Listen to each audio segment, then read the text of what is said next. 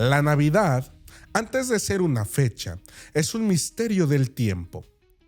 Es el punto en lo que lo eterno irrumpe en la historia humana. Para entender el nacimiento de Cristo, es imposible empezar directamente en Belén de Judá.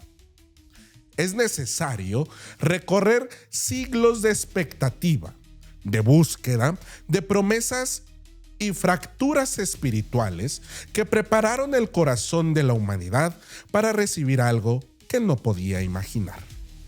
El cristianismo nos enseña que la encarnación, Dios haciéndose hombre, no es un evento aislado, sino el cumplimiento de un proceso divino tejido desde el inicio de la creación. Navidad es el momento en el que ese hilo invisible emerge finalmente ante los ojos humanos. En este capítulo de Relatos de lo Prohibido exploraremos esa larga preparación, la espera del Mesías, el contexto teológico de la esperanza hebrea y la razón por la cual el nacimiento de Cristo es considerado el punto más decisivo en la historia religiosa. Bienvenidos a Relatos de lo Prohibido. Mi nombre es Osvaldo Torres y recuerden seguirnos en todas las plataformas digitales y en Spotify en el Sin Censura. Como se los adelantaba en la previa del video, hoy vamos a ver sobre el nacimiento, el misterio y la encarnación de un niño llamado Jesús, el Verbo hecho carne que se hizo Dios. Una de las características más profundas del misterio navideño es que ocurre después de un gran silencio. Tras los escritos del profeta Malaquías, el pueblo de Israel atravesó 4 siglos sin revelación directa, sin profetas visibles, sin palabras nuevas que iluminaran su camino. Fue una marca y una era que también estuvo dominada por cosas extranjeras. Sufrimientos, guerras, tensión cultural y el crecimiento de movimientos religiosos que buscaban explicar por qué Dios parecía tan distante. Sin embargo, este silencio no era el abandono. Los teólogos lo interpretan como el silencio antes de la voz más grande, como la quietud previa a un acontecimiento que cambiaría el destino espiritual del mundo. Dios estaba preparando la historia, ordenando imperios, lenguas, rutas comerciales, expectativas culturales y anhelos espirituales para que en un punto exacto pudieran cumplirse lo que dice la profecía. Cuando llegó la plenitud del tiempo, Dios envió a su Hijo. No solo Israel esperaba a un libertador. Diferentes culturas antiguas tenían mitos sobre un héroe, un rey, una figura celestial que restauraría el orden perdido. Este deseo universal refleja una intuición teológica. El corazón humano sabe que necesita ser salvado, aunque antes de que se le anuncie el cómo. En la visión cristiana, la humanidad percibe su fractura interior. Siente la ausencia de algo que perdió. Intuye que el mundo está herido. Presiente que no puede repararse a sí misma.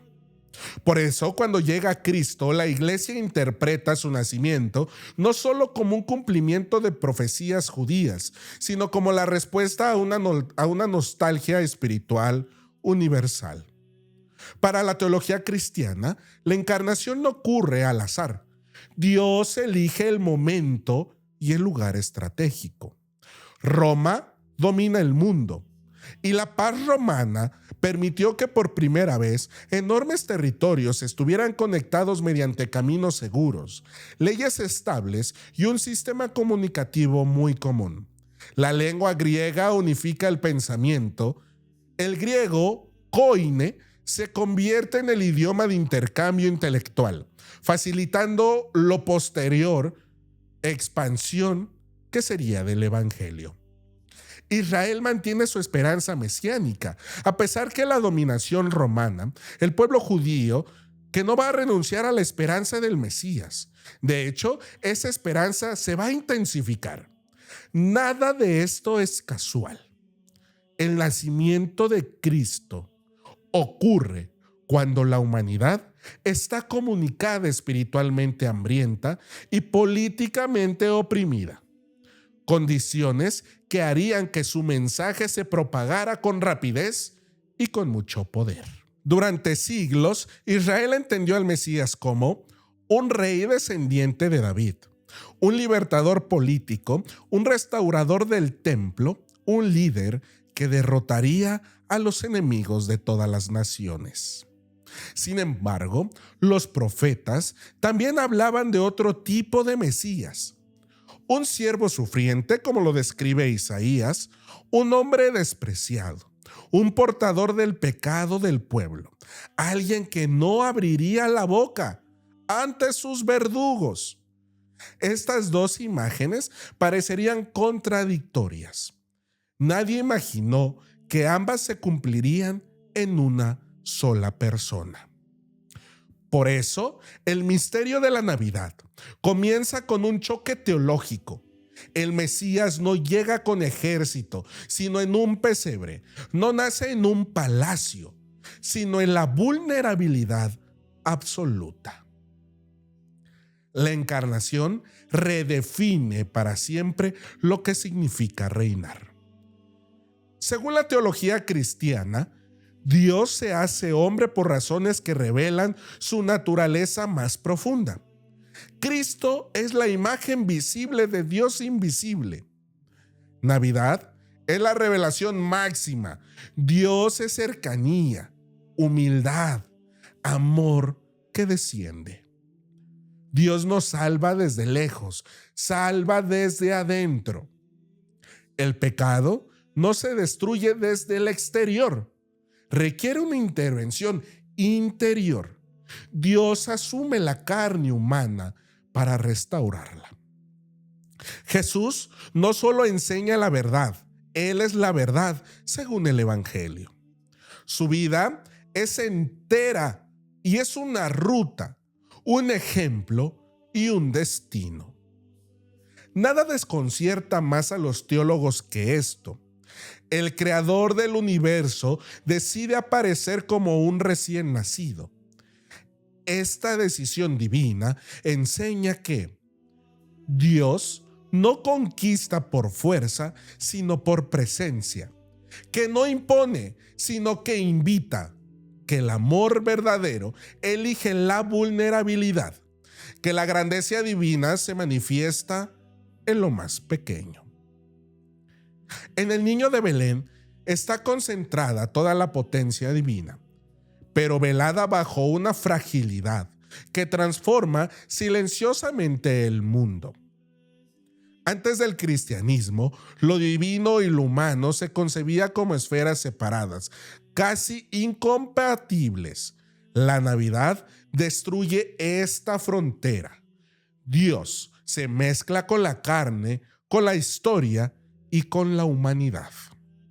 Esto significa que lo sagrado invade lo cotidiano. La materia se convierte en portadora de gracia. El cuerpo humano adquiere dignidad eterna. El tiempo se vuelve espacio de salvación. La encarnación redefine el universo entero. El misterio de la Navidad no puede comprenderse sin el papel de María. La encarnación no fue un acto impuesto requiriendo una respuesta humana. El famoso fiat, hágase en mí según tu palabra. Teológicamente, María representa a la humanidad recibiendo la salvación. Su libertad coopera con la gracia divina. Su seno se convierte en nuevo tabernáculo. En ella, la historia y la eternidad se encuentran. El sí de María es el eco inverso del no del pecado original. Donde Eva dudó, María confió. Donde la humanidad se cerró, María se abrió totalmente a Dios. La concepción virginal no es un símbolo, es un acto divino. En ella se manifiesta el poder creativo del Espíritu Santo que engendra vida donde no la hay, igual que en la creación del Génesis. La encarnación muestra que Dios no necesita condiciones humanas para actuar. La salvación no depende del mérito, sino de la gracia. El Espíritu es el artista de lo imposible. Antes de Belén hay un mundo expectante, un pueblo oprimido por Roma, porque hay que decirlo, un pueblo lleno de tensiones religiosas, filósofos paganos buscando la verdad, hombres y mujeres anhelando sentidos, corazones cansados esperando una luz. La Navidad no surge en la calma, sino en la necesidad. Se trata de una respuesta divina a un grito humano. El misterio de la Navidad no comienza en Belén, sino en un pequeño hogar en Nazaret, donde una joven llamada María recibe un mensaje que cambiaría no solo su vida, sino la historia espiritual del universo. La Anunciación no es un simple momento emotivo o íntimo, es la inauguración de una nueva era. A partir de este punto, lo divino irrumpe con claridad y la humanidad es invitada a participar en un plan eterno. Aquí analizamos la dimensión teológica, angélica, espiritual y cósmica del anuncio del nacimiento de Cristo. Y es por eso la importancia de la Navidad. Y hay un personaje fundamental que es Gabriel. Gabriel no es un mensajero cualquiera. Es la tradición bíblica. Aparecen ángeles con diferentes roles, pero Gabriel se distingue porque es el portador de los anuncios decisivos. Interpretó visiones al profeta Daniel. Anunció el nacimiento de Juan el Bautista. Reveló el misterio de la encarnación a María. Gabriel representa la voz autorizada del cielo, el puente entre lo invisible y lo invisible, el ejecutor de las decisiones divinas más profundas. Cuando Gabriel entra en escena, la teología cristiana entiende que Dios está a punto de intervenir directamente en el destino humano. La encarnación no se anuncia en Jerusalén, ni en el templo, ni ante un rey. Se anuncia en Nazaret, un pueblo pequeño, sin prestigio político ni religioso. Y la elegida no es una mujer famosa, ni una reina, ni una sacerdotisa. Es una joven entre 15 y 16 años, desconocida para el mundo, pero plenamente conocida por Dios. En este contraste revela algo esencial del misterio navideño. Dios actúa desde lo pequeño para transformar lo grande. Lo que la historia humana desprestigia, Dios lo elige. Lo que el mundo considera débil, Dios lo usa para manifestar su gloria. Las palabras iniciales de Gabriel son una teología en sí misma. Alégrate, o del hebreo jairé, o quejaritomene. No es un anuncio casual, es un anuncio de que la salvación ha comenzado. Es la alegría mesiánica, la alegría que los profetas habían prometido, llena de gracia. Significa que María ya vive en una plenitud espiritual única. No solo una descripción, es un reconocimiento, es la proclamación de que María ha sido preparada desde el inicio para esta misión. El Señor está contigo, indica alianza, favor y presencia profunda. La encarnación se construye sobre esta unión entre Dios y la mujer elegida. María no duda del mensaje, lo pregunta, y su pregunta es: ¿cómo será esto si no conozco varón? Revela fe madura, inteligencia espiritual, fidelidad a su voto de pureza, apertura total a la voluntad divina. No cuestiona qué hará Dios, sino cómo se cumplirá. En este matiz es clave para la teología cristiana. María no se opone, coopera. Gabriel explica: el Espíritu Santo vendrá sobre ti y el poder del Altísimo te cubrirá con su sombra. Este lenguaje evoca al del Génesis, el espíritu que se movía sobre las aguas, el poder creador de Dios, la sombra protectora de la gloria divina en el tabernáculo. La concepción virginal es una nueva creación, un acto deliberado de intervención divina, el inicio de la restauración del mundo. Dios no remodela la humanidad desde afuera, entra en ella, la asume y la va a transformar. En el momento en que María pronuncia su hágase en mí, la teología cristiana sostiene que el universo entero se inclina hacia un nuevo orden. El fiat de María rompe la distancia entre el cielo y la tierra, marca el inicio de la redención, permite que el Verbo eterno entre en la historia humana, cambia la relación entre Dios y el mundo para siempre. Los padres de la iglesia afirmaban que en ese preciso instante los ángeles adoraron, el infierno se estremeció y la creación entera percibió un nuevo horizonte espiritual. La Navidad no es solo un nacimiento del Hijo, es la manifestación de la Trinidad. Actuando en la historia, el Padre envía al Hijo, el Hijo se encarna voluntariamente y el Espíritu Santo realiza la concepción. Este es uno de los pocos momentos donde la acción trinitaria se revela tan claramente. Por eso, el nacimiento de Cristo no es un evento aislado, es la obra conjunta del amor divino. Cristo no comienza su existencia en Belén. Antes de nacer ya existía eternamente como el Verbo, la palabra y la sabiduría divina. La encarnación significa que lo eterno entra en el tiempo, lo infinito adopta límites humanos, el creador asume su creación, el legislador se somete a la ley, la fuente de la vida experimenta la fragilidad. Este es el corazón del misterio navideño. El Dios que sostiene el universo desde fuera, ahora está sostenido desde el vientre de una mujer. Mientras todo esto sucede en Nazaret, el resto del mundo sigue su vida. Comerciantes venden mercancía, romanos cobran impuestos, filósofos discuten en plazas, campesinos trabajan sus campos, sacerdotes realizan sacrificios. Nadie imagina que en un lugar humilde Dios acaba de entrar a la historia humana de forma irreversible. La encarnación ocurre en el silencio, sin testigos, sin espectáculos. Así actúa Dios, en lo más escondido, en lo pequeño, en lo que parece insignificante. En la tradición cristiana, el vientre de María se convierte en un espacio sagrado.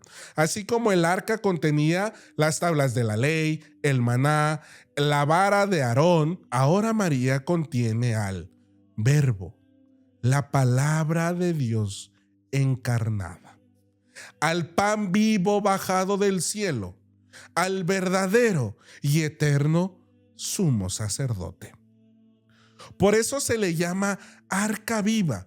Lo que antes era símbolo, ahora es realidad. Tras la anunciación, María inicia un camino insospechado. Debe llevar un secreto en un misterio enorme.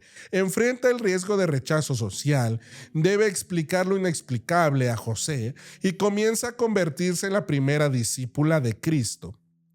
Su maternidad no es solo biológica, es profundamente teológica. Ella concibe a Cristo con su cuerpo y también en su corazón. Los teólogos antiguos decían que el nacimiento de Cristo era una declaración de guerra al mal. Al hacerse hombre, Dios invade un territorio que había sido reclamado por el pecado. La luz penetra la oscuridad. El enemigo entiende que su dominio está llegando a su fin. El pesebre es tierno, sí, pero también es un campo de batalla espiritual. La Navidad inaugura la derrota del mal.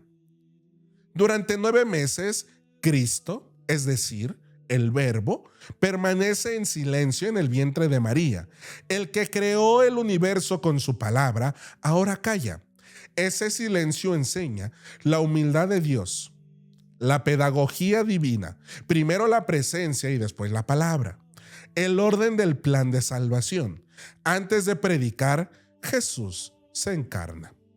El silencio prenatal de Cristo es parte esencial del misterio navideño. Aunque aquí nos hemos adentrado a la Anunciación, hay una persona más importante también, que se llama José.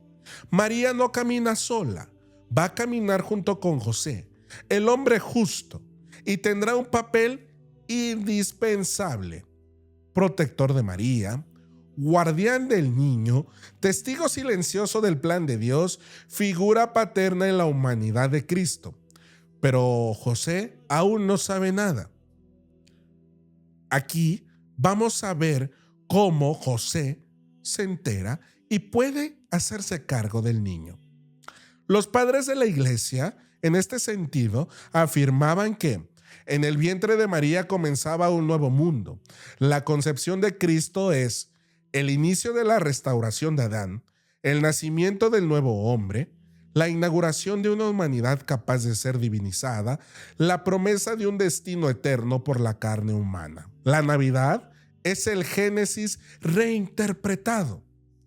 Aunque la Anunciación ocurre en privado, los antiguos teólogos sostenían que los ángeles adoraron, las jerarquías celestiales celebraron, el cielo entero entró en un estado de júbilo cósmico. Pero la tradición cristiana en este momento es más grande que la creación misma.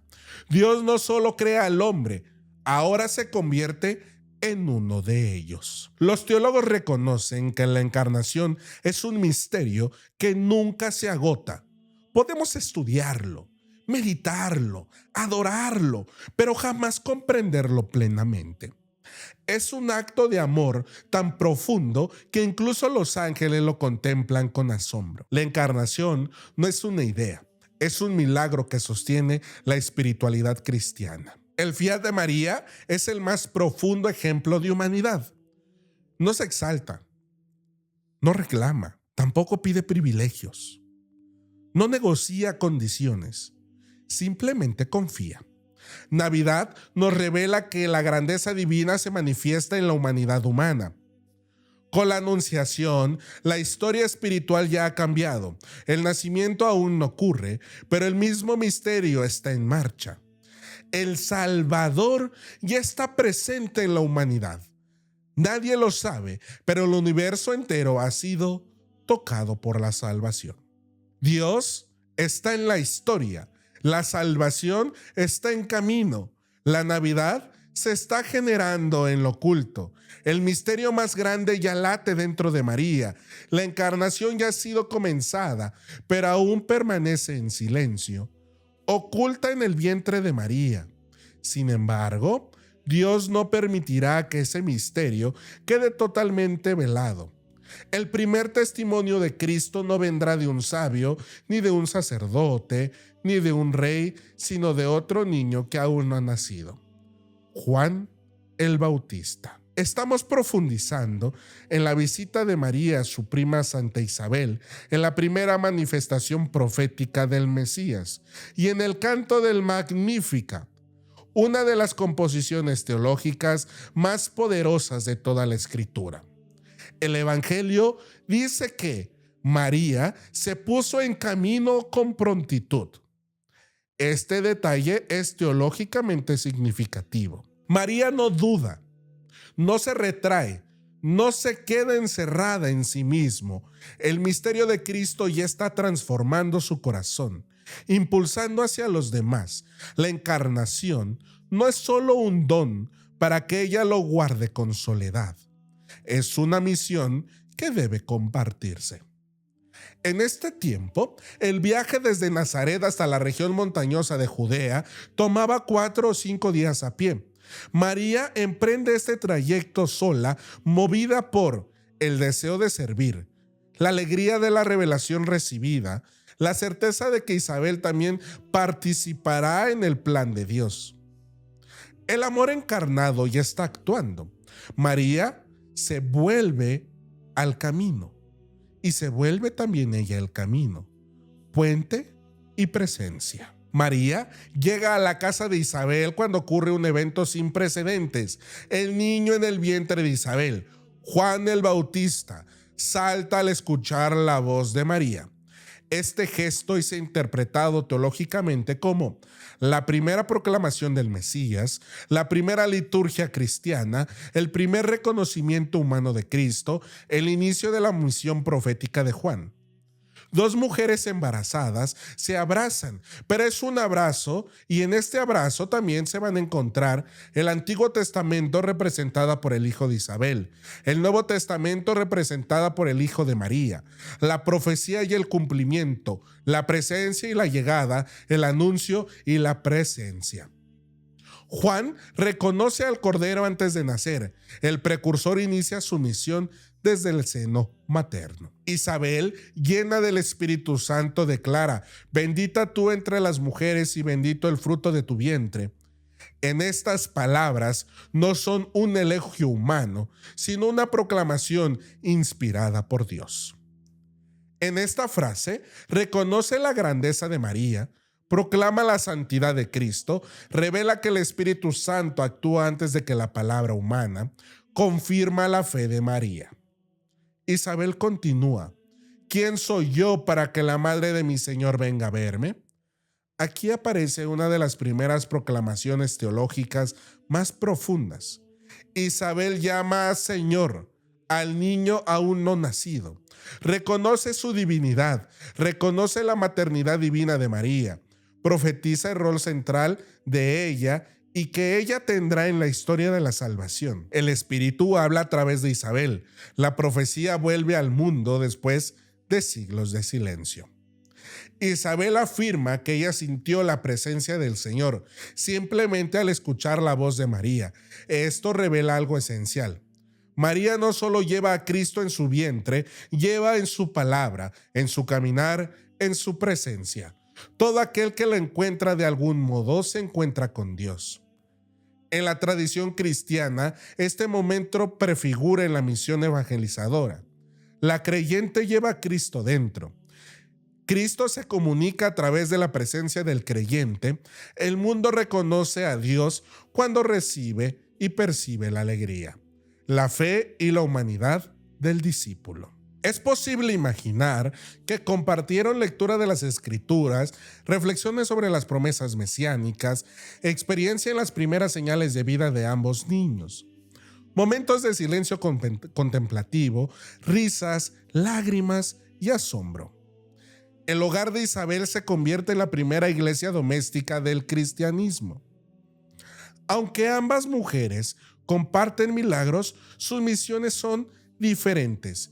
Isabel, madre del profeta que prepara, representa al Antiguo Testamento y es testigo del cumplimiento de las promesas, mientras que María es madre del Mesías, puente entre el Antiguo y el Nuevo Testamento y portadora del plan definitivo de salvación.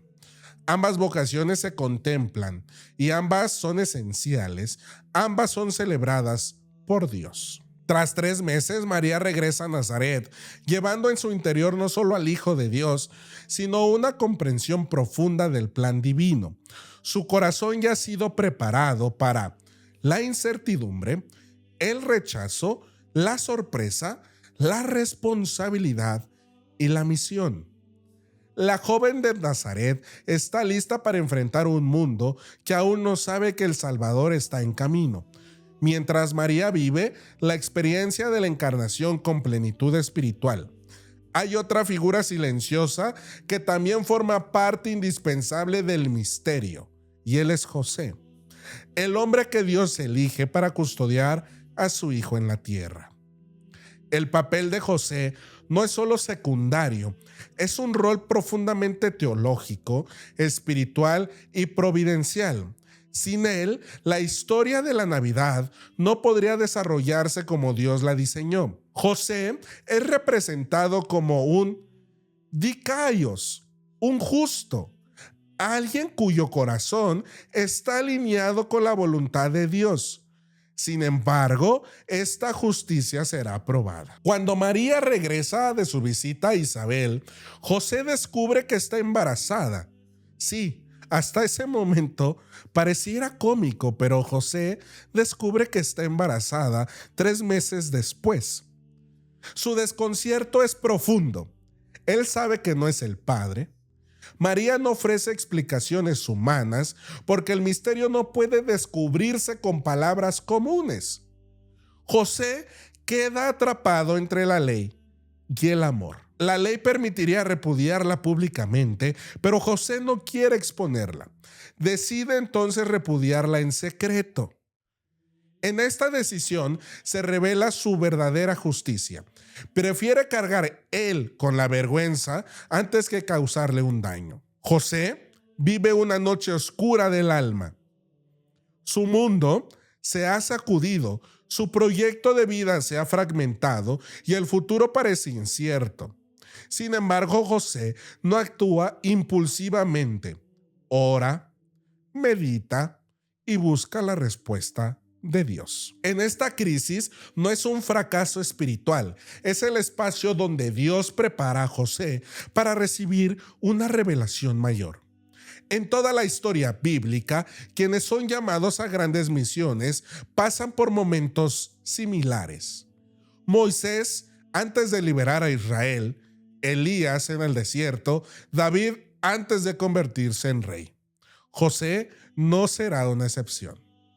Cuando José finalmente se dispone a actuar, Dios lo detiene. Durante la noche, un ángel se le aparece en sueños y le revela el misterio.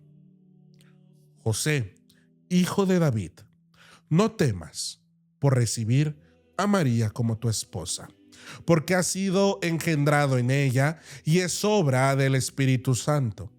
En esta frase es teológicamente enorme. El ángel le recuerda su linaje real, que es hijo de David. José no es cualquier hombre, es heredero de las promesas mesiánicas.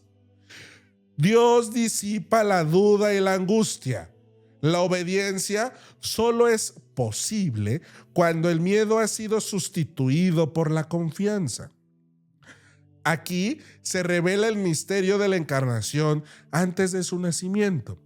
José es iniciado en el secreto divino.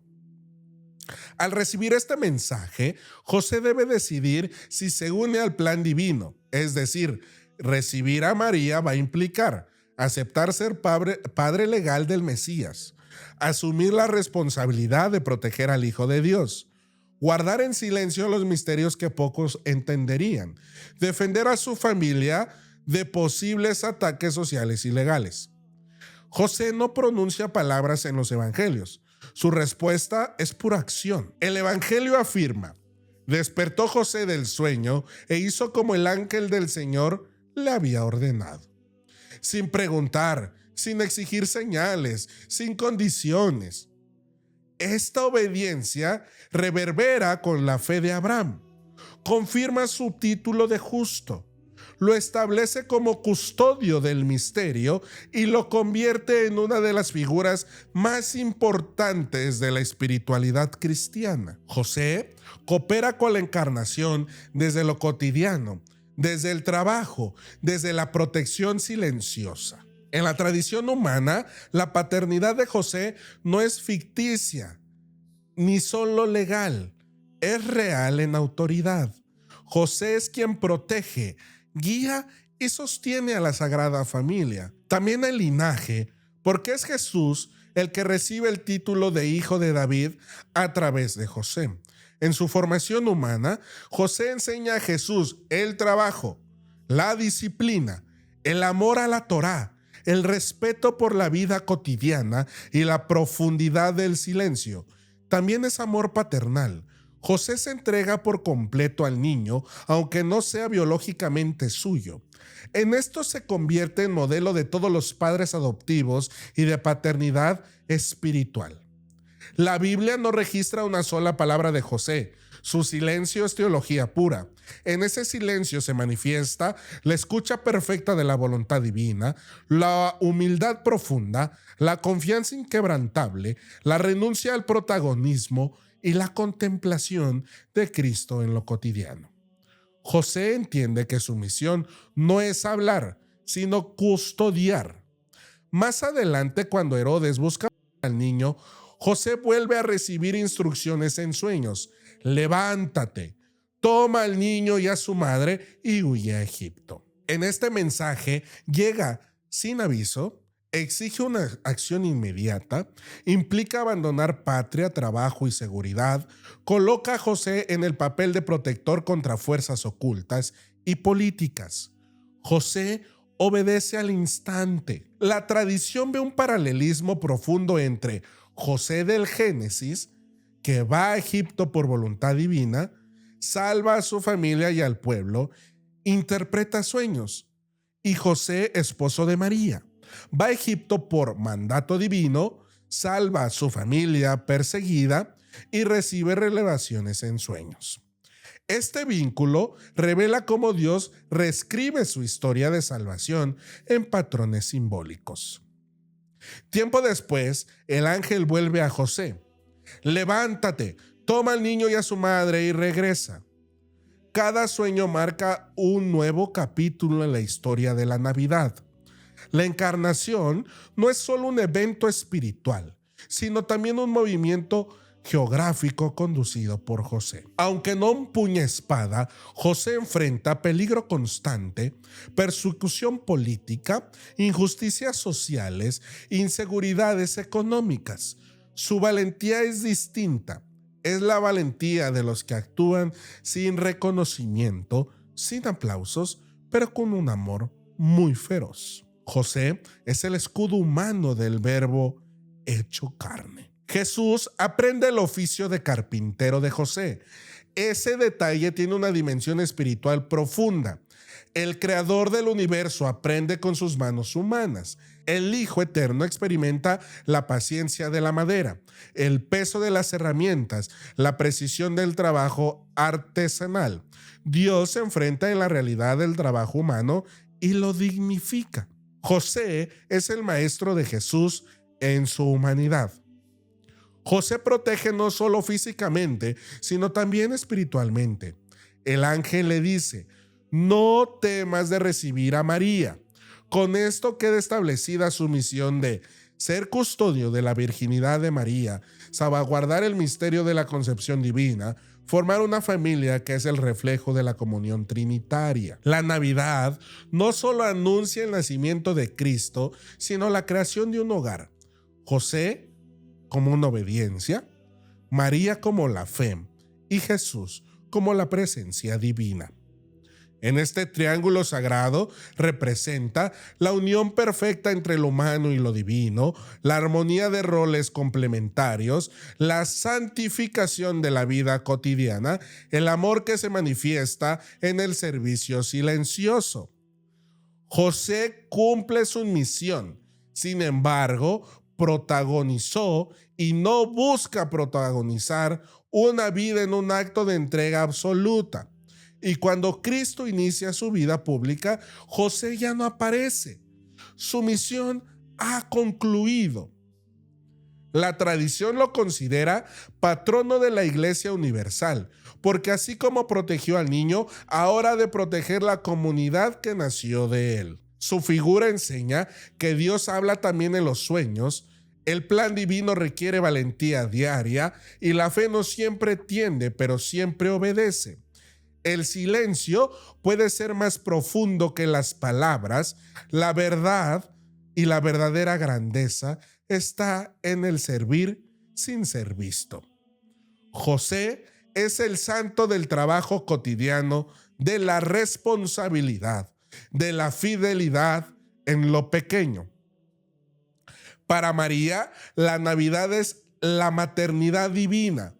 Para José, la Navidad es protección, entrega, sacrificio, confianza, fe que encamina en la oscuridad.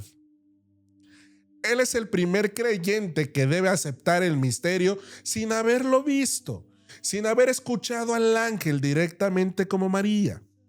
Por eso, cuando José es maestro de todos aquellos que caminan con Dios sin ver señales visibles. Sin José, María quedaría desprotegida, Jesús estaría en peligro, la profecía del linaje de David no se cumpliría y la Sagrada Familia no tendría soporte humano. Dios lo elige porque su corazón estaba preparado para cargar con un misterio que pocos podrían soportar. La encarnación sostiene por 3 silencios. El silencio del Verbo en el vientre de María, el silencio contemplativo de María y el silencio obediente de José. Sin este triple silencio, la Navidad no podría florecer. Los místicos decían: José es la sombra del Padre Eterno sobre la tierra. En él, Jesús experimenta el amor paterno, la autoridad humana, la ternura masculina y la protección absoluta. José es figura del Padre Celestial y protector del plan de salvación. El misterio de la Navidad ahora avanza hacia unos momentos más decisivos. El viaje de José y María a Belén, un desplazamiento aparentemente administrativo, ordenado por un emperador pagano que jamás imaginó que su decreto marcaría la historia eterna. Se convierte en el camino que llevará al Mesías al lugar preciso donde debía nacer. Lucas narra que César Augusto ordenó un censo en todo el Imperio Romano. Para Roma era una medida administrativa: recaudar impuestos, actualizar registros de población, controlar territorios. Pero para la teología cristiana, este decreto es un ejemplo perfecto de cómo la providencia divina dirige la historia desde dentro de los acontecimientos humanos. El emperador cree que gobierna, pero en realidad Dios mueve la historia hacia el nacimiento de su hijo. El censo obliga a José a regresar a su ciudad ancestral, que es Belén, la ciudad de David. Así que, sin que lo sospeche, César colabora con la profecía de Miqueas. Y tú, Belén Efratá, pequeña entre las familias de Judá, de ti saldrá el Señor de Israel. Belén significa casa del pan. Es un lugar donde nacerá el pan vivo bajado del cielo. Durante siglos, Dios había preparado ese lenguaje simbólico. Belén, pan, alimento, vida. Jesús, pan de vida, alimento eterno. El viaje hacia Belén no solo es geográfico, es teológico. La Navidad está llena de significados prefigurados por Dios desde el inicio. Desde Nazaret hasta Belén hay aproximadamente 130 kilómetros de distancia. Un viaje a pie de 8 a 10 días. María, en avanzado estado de gestación, realiza un trayecto duro. Caminos con piedras, cambios bruscos de temperatura, subidas y descensos entre montañas, peligrosos animales, ladrones y clima. Y sin embargo, ninguno se detiene. María confía en Dios. José protege con vigilancia constante. La encarnación no viaja en comunidad, viaja en humildad, esfuerzo y entrega. La Navidad es la entrada del consuelo definitivo. El ángel declara: les traigo una buena noticia que será para todo el pueblo. Hoy en la ciudad de David les ha nacido un Salvador, el Mesías, el Señor.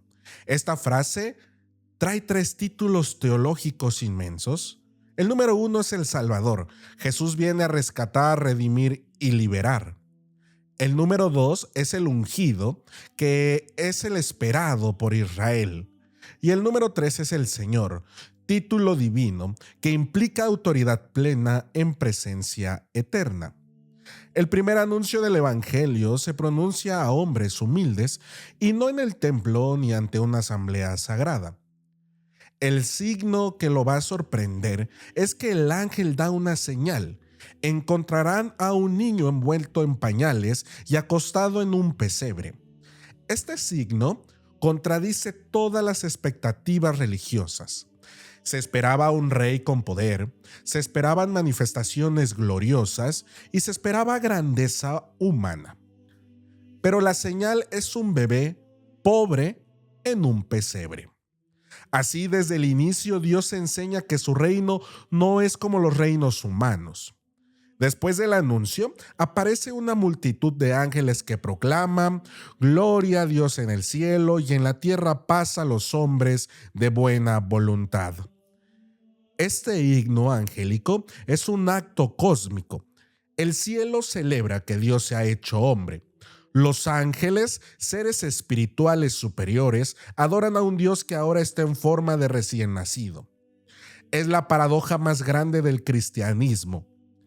El infinito hecho pequeño, el eterno hecho temporal, el omnipotente hecho vulnerable. La palabra paz en el anuncio no es posible una ausencia de conflicto en el shalom, en la plenitud, la armonía, la reconciliación entre Dios y la humanidad.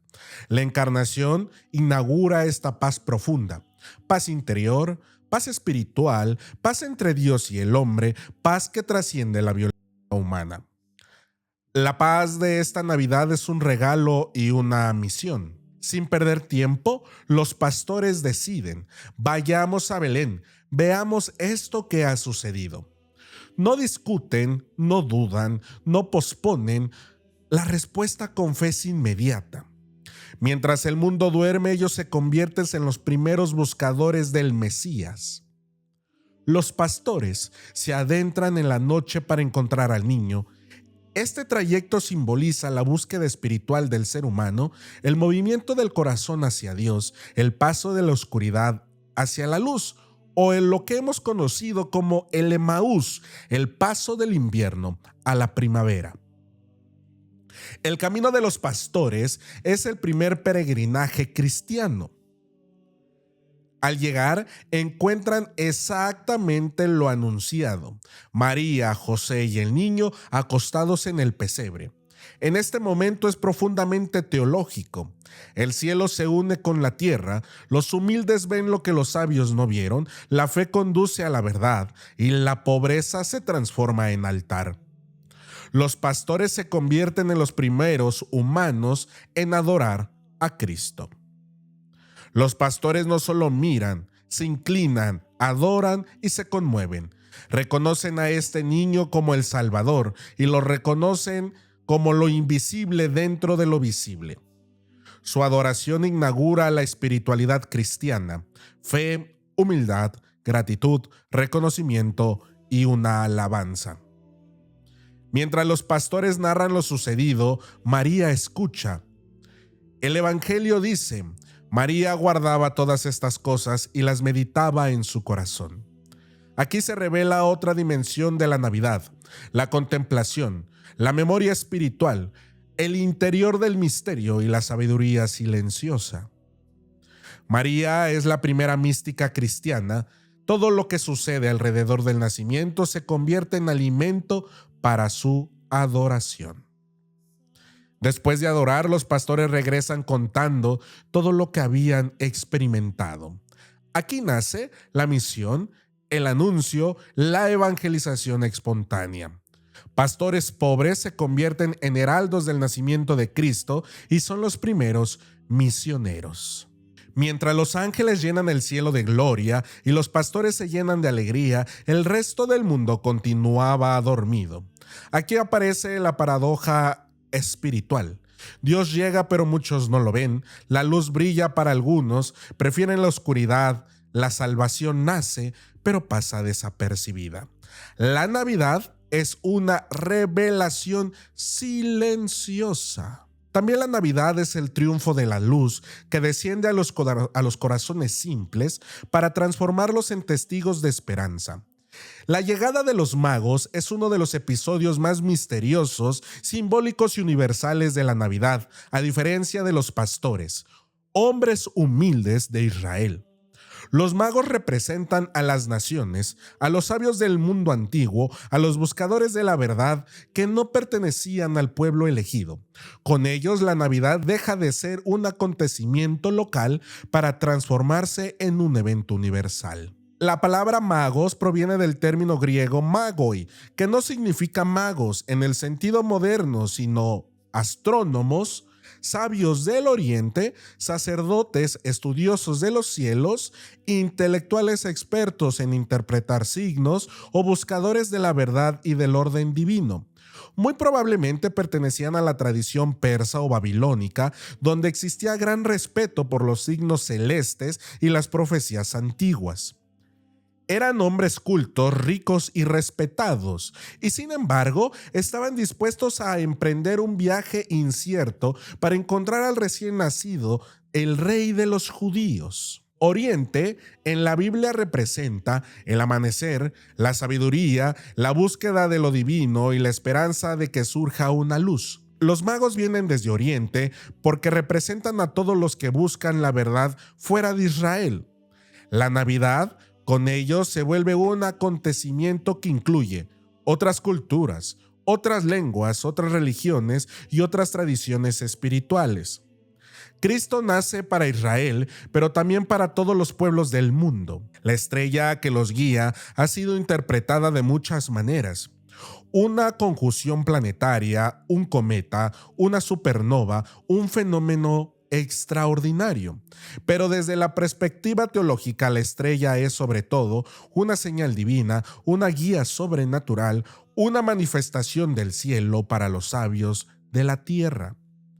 Dios utiliza este lenguaje que los magos comprenden: los cielos, el movimiento de las estrellas y los signos celestes.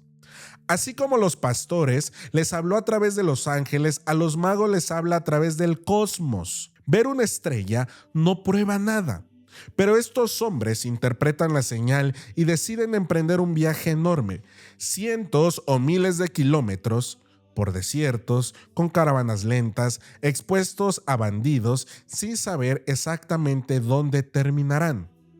Eso podríamos decir que es fe. Creer en un rey que aún no ha sido revelado y moverse en su dirección sin tener certeza absoluta. Los magos son modelos de la búsqueda espiritual. Al llegar, preguntan: ¿dónde está el rey de los judíos que ha nacido? Esta pregunta provoca un terremoto político y religioso. Herodes inquieta, la corte se desestabiliza, los sacerdotes consultan escrituras, Jerusalén entera se conmueve. Lo más irónico es que los sabios extranjeros buscan sinceramente al Mesías. Los líderes religiosos que deberían esperarlo no se mueven. El rey Herodes solo piensa en cómo eliminarlo. El contraste es brutal. Los paganos buscan, los religiosos se quedan indiferentes. Herodes representa el miedo al cambio, el poder político que se siente amenazado, la oscuridad que rechaza la luz, la violencia que intenta destruir lo sagrado. La Navidad siempre provoca esta reacción. La luz obliga a la oscuridad a mostrarse. Herodes usará el engaño para intentar manipular a los magos, pero es Dios quien frustrará sus planes, según el Evangelio. Los sacerdotes consultan las Escrituras y confirman: el Mesías debe nacer en Belén. Miqueas lo anunció siglos antes. Sin embargo, ellos no van a Belén. Saben dónde está el Mesías, pero no se mueven. Los magos no conocen las Escrituras, pero se atreven a viajar. La Navidad revela que no basta conocer la verdad, hay que buscarla. Al entrar en la casa, ven al niño con María. Esto es uno de los momentos más profundos de la Navidad. Sabios de Oriente, arrodillados ante un niño pobre, en una casa humilde, sin palacios, sin tesoros visibles, sin ejército, sin trono, y sin embargo lo reconocen como rey. Antes de dar regalos, antes de hablar, antes de preguntar, ellos se postran. Se postran ante un niño que no habla, pero cuyo silencio es más fuerte que la voz de los reyes. La adoración de los magos expresa reconocimiento, entrega, reverencia, conversación interior, aceptación de la verdad. Los magos representan la adoración universal, hombres de otras culturas reconociendo al Dios verdadero. Los regalos que presentan tienen una profundidad teológicamente enorme. El oro, que es el don del rey, representa la realeza de Cristo. Los magos reconocen que el niño es el rey. El incienso, que es el don de Dios. El incienso se quemaba en el templo como ofrenda a Dios. Reconocen su divinidad. La mirra, el don del sacrificio. Que la mirra se utiliza para embalsamar cuerpos, es anuncio de su pasión y muerte. Los tres dones proclaman Cristo Rey, Cristo Dios, Cristo Salvador que entregará su vida. Antes de regresar, son advertidos por Dios los magos. No vuelvan a Herodes. Esto demuestra que la revelación no termina con la estrella. Dios guía de múltiples maneras. Los magos ya son parte del plan divino y se vuelven obedientes a la voz de Dios. Esta frase, cargada de simbolismo, se volvieron a su tierra por otro camino, literalmente tomaron otra ruta. Espiritualmente significa no podían volver a su vida anterior, habían centrado su vida en la verdad, eran hombres transformados y su camino interior cambió para siempre. Así luce también todo nuestro encuentro auténtico con Cristo. Los magos son los primeros frutos de la promesa hecha a Abraham. En ti serán bendecidas todas las naciones. El Mesías no solo viene para Israel, sino para toda la humanidad. Su nacimiento es la luz para los pueblos. Los magos enseñan que la fe implica buscar, implica la verdad, que lleva implícito un riesgo, la luz guiada a los que desean ver la verdad, y la adoración es el acto más elevado del ser humano. Cristo transforma todos los caminos. El pesebre se vuelve el primer lugar donde convergen Oriente y Occidente, sabiduría y humildad, ciencia y fe, riqueza y pobreza, judíos y no judíos. Cristo une lo que la humanidad había dividido. Dios vuelve a hablar a José en sus sueños. Levántate, toma al niño y a su madre y huye a Egipto. Quédate allí hasta que yo te avise, porque Herodes va a buscar al niño para matarlo. De nuevo José se convirtió en el protector de la encarnación. Su misión exige valentía, rapidez, sacrificio y total obediencia. José despierta a María, tomando al niño y salen en la noche. En este momento es profundamente simbólico. La luz debe huir de la oscuridad. El Salvador se convierte en refugiado y la Sagrada Familia experimenta el exilio. Jesús y María confían totalmente en Dios. Cristo aún no habla, pero ya vive la experiencia del sufrimiento humano. Egipto es la historia de Israel. Representa la esclavitud, la opresión, el exilio y la prueba. Y sin embargo, Dios envía allí a su Hijo. Esto revela que Dios transforma los lugares de dolor en lugares de salvación. La historia puede ser redimida y los símbolos se resignifican. Así como un día Moisés salió de Egipto para liberar al pueblo, ahora Jesús entra a Egipto para cumplir la profecía mayor. De Egipto llamé a mi hijo. El paralelismo entre Moisés y Jesús es profundo. Moisés, su vida es amenazada de niño por un tirano, es salvado por la providencia y vive en Egipto antes de liberar a su pueblo. Jesús, su vida es amenazada de niño por Herodes, es salvado por intervención divina y va a Egipto antes de liberar espiritualmente a la humanidad. Estos paralelos muestran que la Navidad es el comienzo del nuevo éxodo, la liberación definitiva del pecado. La tradición imagina la vida de la Sagrada Familia en Egipto como trabajo duro, anonimato, humildad, adaptación cultural, dependencia total de Dios. Crecen como migrantes, como extranjeros, como desplazados. Jesús aprende desde niño lo que significa ser rechazado, no tener patria y vivir bajo peligro. La encarnación no evita el sufrimiento, lo abraza. Aquí yo te pregunto, querido amiga y amigo de Relatos de lo Prohibido, ¿tú sabías que la Navidad está manchada también por la sangre? Porque hubo una matanza de los inocentes que celebramos el 28 de diciembre y que lo hemos malacostumbrado a un término de bromas, pero aquí te voy a hacer entender la importancia de ese día desde su origen. Para eso es importante entender que la Navidad no solo es dulzura, desde el principio está marcada por persecución, injusticia, dolor humano, la resistencia de la oscuridad. Por este dolor no es el final, la luz permanece, la misión continúa, el plan divino sigue avanzando. El Evangelio señala que tiempo después Herodes murió. Este hecho revela el poder humano que es temporal, la vida no va a prevalecer, la justicia tiene final, la luz continúa su obra más allá de los tiranos.